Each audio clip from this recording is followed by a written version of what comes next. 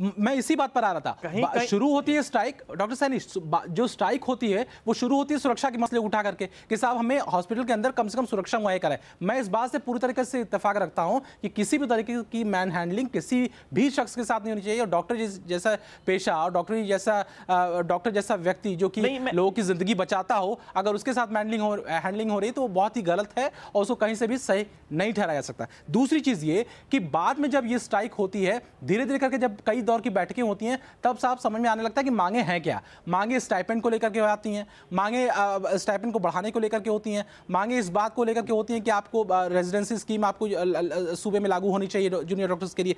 तो दिक्कत इस बात की होती है ना कि आपने जब ऐसे एक तो क्रूशियल कंडीशन में, जबकि सूबा परेशान इस बात को लेकर के था कि इंसेफ्लाइटिस से बच्चों की मौतें हो रही हैं, 250 से ज्यादा बच्चे मर चुके हैं, और बावजूद इसके आप उस समय स्ट्राइक पर चले जाते हैं, तो आपका जो संवेदनशीलता है उस पर तो सवाल खड़ा होगा ना डॉक्टर सैनी। नहीं, देखिए, ये स्ट्राइक जब भी होती है, यदि हमने वेतन के आधार पे, मैंने जैसे बताया, तब वेतन के लिए भी होती हैं, तो उसके पीछे भी बहुत बड़े बारी जो डेमोक्रेटिक वेज हैं उनको अपनाया होता है। और सरकार के, मैं इसमें दिखा सकता हूं कि सरकार के अपने हेल्थ मिनिस्टर के, वहां के चीफ मिनिस्टर के सिग्नेचर्स होते हैं, और उसके बावजूद जिस दिन इंप्लीमेंट करने की बात होती है उसकी तारीख लिखी होती है, लेकिन वो तारीख भी नहीं मानी जाती, उसको इंप्लीमेंट ही नहीं किया जाता। बताइए इसके लिए क्या कह सकता है। और जहां तक आपको डॉक्टर साहब ने भी बताया कि हमारे जो कभी भी ऐसा नहीं होता कि हम सारे के सारे लोग हम स्ट्राइक पे चले जाए, हमें पूरी संवेदना होती है अपने मरीजों के तौर पर। कुछ ही डॉक्टर्स जो हैं स्ट्राइक पे होते हैं इस बात पे, लेकिन 99% टाइम जो स्ट्राइक होती है, जैसे मैंने बताया, वो सिर्फ होती है, सिर्फ इसीलिए होती है कि वहां पे सिक्योरिटी नहीं होती, वहां पे चीजें नहीं होती। और यदि फाइनेंसिस के लिए स्ट्राइक होती है तो उसका भी एक ही कारण होता है कि सरकार सोई रहती है, सरकार सिग्नेचर कर लेती है, जिसके बावजूद भी उन बातों को नहीं मानती। और फिर भी हम रोटेशन के तौर पर हम बता दें, जितनी भी हमने लंबी स्ट्राइक की हैं आज तक हुई हैं, उसमें हमेशा बाहर एक कैंप्स लगाए जाते हैं जिसमें ये कहा जाता है कि वहां पे मरीज आए, हम उनको देखेंगे। हम कभी भी घरों में नहीं बैठते या ऐसे कर्मियों की स्ट्राइक पे बैठ के घर बैठ गए जैसे कोई और संस्थाओं में होता है। हमारे डॉक्टर्स अपने कैंप्स लगाते हैं, अपनी जेब से पैसा खर्च करते हैं, हम लोग दवाइयां लेकर आते हैं, उस पर खर्चा करते हैं। एक हमारे साथ कॉलर जुड़े हुए हैं, अजय हैं हमारे साथ जुड़े हैं, वो कुछ कहना चाहते हैं इस मसले पर। अजय जी बताइए क्या कहना है आपका। अजय अपनी टीवी का वॉल्यूम म्यूट कर दीजिए प्लीज। जी मैं अजय कुमार गया से बोल रहा हूँ। सबसे पहले आपको प्रणाम कर रहा हूँ। जी जी बताएं। ये कहना ये है कि जो चिकित्सा व्यवस्था और डॉक्टरों की जो स्थिति है उसके बारे में कुछ कहा नहीं जा सकता। आज तो मान लीजिए लोग हड़ताल करके बैठे हुए हैं, लेकिन जिस तरह से मरीज के साथ खिलवाड़ होता है और मरीज के परिजनों के साथ, मैं पटना की बात कर रहा हूँ जी। पटना में जो निजी नर्सिंग होम है वहाँ पर बस यही समझिए कि पैसा बनाने का मशीन बना हुआ है निजी नर्सिंग होम।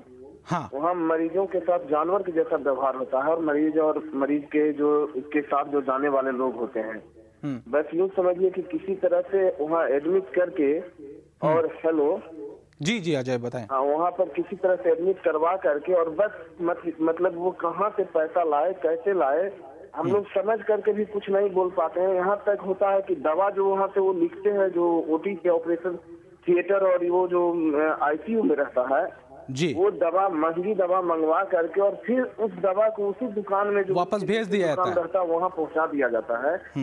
इस तरह की व्यवस्था का विरोध होना चाहिए। डॉक्टर को समझना चाहिए कि वो भगवान के दूसरे रूप हैं और गरीब लोग भी इलाज के लिए जाते हैं, बीमार गरीब भी पड़ता है। डॉक्टर सैनी एक टर्मिनोलॉजी यूज कर रहे हैं लगातार, प्राइवेट सेक्टर, और प्राइवेट सेक्टर की जो मनमानी होती है वो शायद लगातार बढ़ती है, और वो जो प्राइवेट सेक्टर अगर इस तरीके से काम करना शुरू करता है तो दिक्कतें पैदा होती हैं। डॉक्टर सैनी इस पर चर्चा मैं करूंगा आपसे, लेकिन इस वक्त हमारे साथ अमरीश जुड़े हुए, एक और कॉलर हैं जहानाबाद से। अमरीश जी बताइए क्या कहना है आपका। नमस्कार सर, सबसे पहले मैं अपने डॉक्टर साहब को नमस्कार करना चाहूंगा, और मैं सर डॉक्टर साहब से 3 सवाल करना चाहता हूँ जी। पहला सवाल है कि आज सर क्या ये हड़ताल का ये तरीका सही है? आज जैसे डॉक्टर साहब लोग हड़ताल कर रहे हैं, अगर सेम इसी तरह से अगर पुलिस प्रशासन के लोग हड़ताल कर देंगे तो क्या कानून की सुरक्षा कौन करेगा? पहला सवाल है सर। दूसरा सवाल ये है कि आज ठीक है डॉक्टर साहब जाते हैं किसी भी नर्सिंग होम में या फिर देहात साइड में जाते हैं तो डॉक्टर लोग वहां जाना पसंद नहीं करते हैं, तो गवर्नमेंट भी मजबूर हो जाती है, इधर उधर से पैरवी करके ये लोग वापस अपने सेंटर पे आ जाते हैं। तीसरा सवाल है सर, जो सुविधा वो अपने के यहाँ खोज रहे हैं अपनी सुरक्षा से लेके अपनी दवाइयों की व्यवस्था के लिए, क्या वो अपने निजी नर्सिंग होम में भी उस तरह की सुविधाएं देते हैं?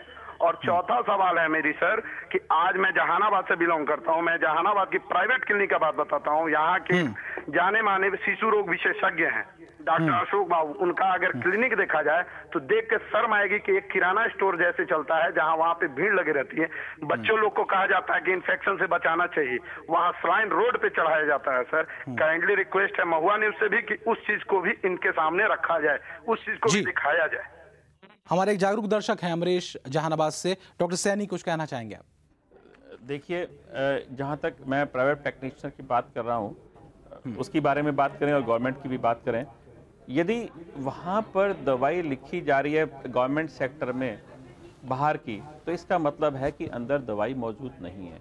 और यदि कोई ऐसा गलत काम करता है तो कौन इसको प्रोटेक्ट करता है? नहीं प्रोटेक्ट होना चाहिए वो आदमी, यदि ऐसा कोई गलत। लेकिन दिक्कत इस बात की है, एक मिनट 99% टाइम क्या होता है कि गवर्नमेंट सरकारी हॉस्पिटलों में वो दवाई ही नहीं मिलती। दूसरा, एक प्राइवेट प्रैक्टिशनर की बात की, मेरे लिए एक सीधी सी बात है कि मैं एज ए प्राइवेट प्रैक्टिशनर, मेरे पास एथिकल बात है कि मैं कोई एडवर्टाइज नहीं कर सकता हूं, मैं कुछ नहीं कर सकता हूं। मेरे पास एक मरीज दूसरे मरीज को लेकर आएगा और वो तभी आ सकता है यदि मैं सच्चा हूंगा, यदि मैं ठीक से इलाज करूंगा। यदि मैं ये छोटे मोटे काम करूंगा तो 1 या 2 दिन में तो मैं पैसे ले लूंगा, लेकिन मेरे पास दोबारा मरीज नहीं आएगा, क्योंकि मैं किसी और तरीके की एडवर्टीजमेंट या कुछ नहीं कर सकता हूं। ये हमारे कानून में लिखा है और कोई डॉक्टर, आपने देखा होगा, कोई कर भी नहीं सकता और कोई करता भी नहीं है। तो हमारे पास सिर्फ एक ही साधन होता है। एक आम आदमी को समझना चाहिए कि ये सिर्फ इसलिए कि मेरे पास एक मरीज ही दूसरा मरीज ला सकता है। ये जो है ना, कॉस्ट बढ़ गई है। आप पुराना आज से 20 साल पहले की बात सोचिए, वहां लोग कम थे, हमारे सरकारी हॉस्पिटल पूरे पड़ जाते थे, तो लोगों को प्राइवेट सेक्टर में इतनी ज्यादा जुड़ाने की जरूरत नहीं पड़ती थी। लेकिन पिछले सालों से क्या हुआ कि गवर्नमेंट ने अपना सेक्टर तो बढ़ाया नहीं, तो क्या हुआ कि लोगों को आम बीमारी के लिए भी, छोटी छोटी बीमारियों के लिए भी प्राइवेट सेक्टर के पास जाना पड़ता है। और वहां पर उस प्राइवेट सेक्टर के पास कमर्शियल टैक्सेस लगते हैं, कमर्शियल, उसको इलेक्ट्रिसिटी बिल देना पड़ता है, उसको सब चीजें कमर्शियल तरीके से लगाई जाती हैं। आप बताइए, इन सब चीजों को चलाने के लिए कुछ पैसा खर्च होगा, जो आम आदमी को लगता है कि शायद ये सब चीजें पैसा बनाने के लिए की जा रही है। पैसा बनाने के लिए नहीं की जा रही, क्योंकि मैं जितना कम पैसे में खर्च करूंगा मेरे पास उतने ही मरीज आएंगे। ये तो प्रैक्टिस है सर। ये तो यदि एक बिजनेस सेंस भी ली जाए तो तभी संभव है। यदि मैं अपने मरीज को अच्छे से ठीक करता हूं, अच्छे से इलाज करता हूं, तभी वो मेरे पास आएगा, तभी वो दूसरे मरीजों को बोलेगा जी इस फला डॉक्टर के पास जाइए, ये अच्छे डॉक्टर हैं। तो प्रैक्टिस में तो आप यदि सच्चे नहीं है तो आप कामयाब हो ही नहीं सकते। चलिए डॉक्टर अजय, आपके पास मैं आऊँगा, चर्चा हम जारी रखे हुए हैं, लेकिन इस साथ एक और कॉलर हमारे साथ जुड़े हुए हैं, अहमद जी जुड़े हुए हैं, वो भी कुछ कहना चाहते हैं। अहमद जी बताइए, क्या कहना है आपका? जी बहुत बहुत शुक्रिया महुआ चैनल को, पहली बात। लेकिन दूसरी बात मैं ये कहना चाहता हूँ कि जब मैं पैदा हुआ और जब मेरी उम्र 10 साल थी, तो मेरे दादा नाना ये बताया करते थे कि डॉक्टर भगवान के रूप होते हैं, लेकिन इस वक्त वो राक्षस का रूप धारण कर चुके हैं ये जितने डॉक्टर हैं। पहली बात कि उनकी फीस इस तरीके से बढ़ा करके वो चला रहे हैं। डॉक्टर्स जो है अपनी महंगी दवाएं रेफर करते हैं, जो दवा 2 रुपए की होती है वहाँ पे इस तरीके से स्टाफ प्लस ये आता है संडे के दिन सत्य में जाते, उस पर भी जो बहुत जबरदस्त रिपोर्ट दिखलाया गया आमिर खान के द्वारा, जो देखा मैंने, सब लोग देखा, उसके ऊपर भी डॉक्टरों ने कंप्लेन करना शुरू किया। जबकि हकीकत ये है कि आज मेरे सामने की एक लेडी की तबीयत खराब हो गई और उसकी सीरियस हालत है और पूरे डॉक्टर्स ये कह रहे हैं कि हड़ताल पे है, लेकिन हकीकत ये मानी कि प्राइवेट सेक्टर सारा खोल करके ये गोरा डंडा चला रहे हैं, यहाँ हड़ताल कर दिया और उसके बाद अपने डिस्पेंसरी बुला करके मन माना इस्तेमाल करते हैं पैसे और डिलीवरी कराते हैं। बिल्कुल, ये वही परसेप्शन है जिसकी हम बार बार चर्चा कर रहे हैं कि आम जनता जो है आखिर उसके जहन में इस तरह का परसेप्शन कैसे बन गया, क्यों बन गया। और ये सिर्फ हवाई बातें नहीं हैं, जो मरीज के सामने या मरीज के पेशेंट के सामने या जो आम व्यक्ति जो देखता है, जो लगातार उसके सामने घटनाएं घटती हैं। एक और कॉलर हमारे साथ हैं, अहमद खान साहब हैं, दानापुर से हमारे साथ जुड़े हुए हैं। अहमद जी बताइए, क्या कहना है?